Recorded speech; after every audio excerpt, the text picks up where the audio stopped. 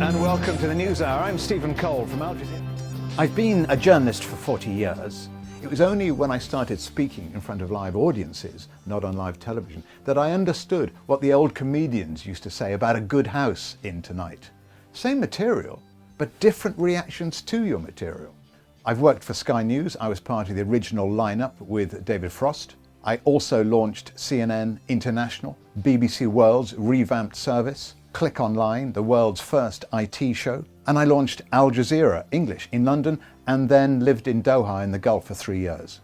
I've written on a range of subjects close to my heart and subjects that are shaping all our lives.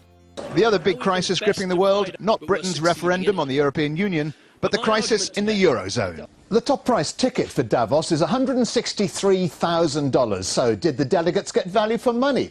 Well, they certainly had access to more than 50 heads of state and government. Some of the high points: I hosted the Global IT Summit with President Clinton. And that gave me the chance to sit next to President Clinton for 4 hours at dinner. And a wonderful opportunity to hear a lot of stories that will never be broadcast. As an anchor and a live reporter, you have to control adrenaline. The fall of the Berlin Wall, being there on that night was just incredible.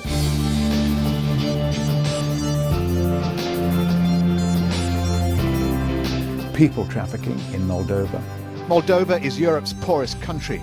Almost a quarter of the working population have abandoned their homes to find work, often illegally, abroad, making humans the country's chief export.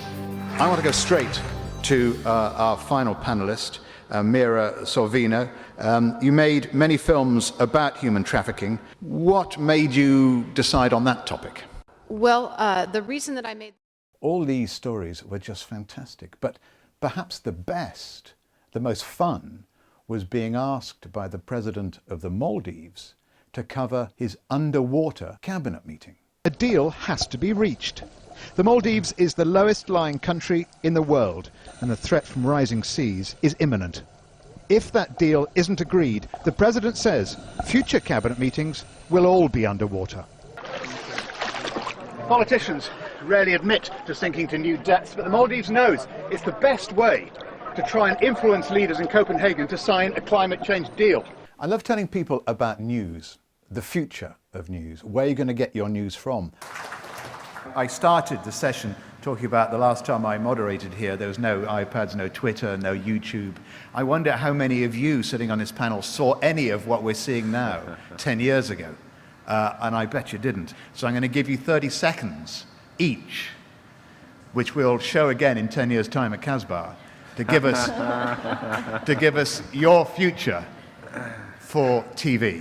I do after dinner speaking because there have been so many funny moments during 40 years of journalism that they make me laugh even if I'm thinking about them now. The best thing I've ever done? Going to journalism 40 years ago. That's the best thing I ever did. It's been fantastic.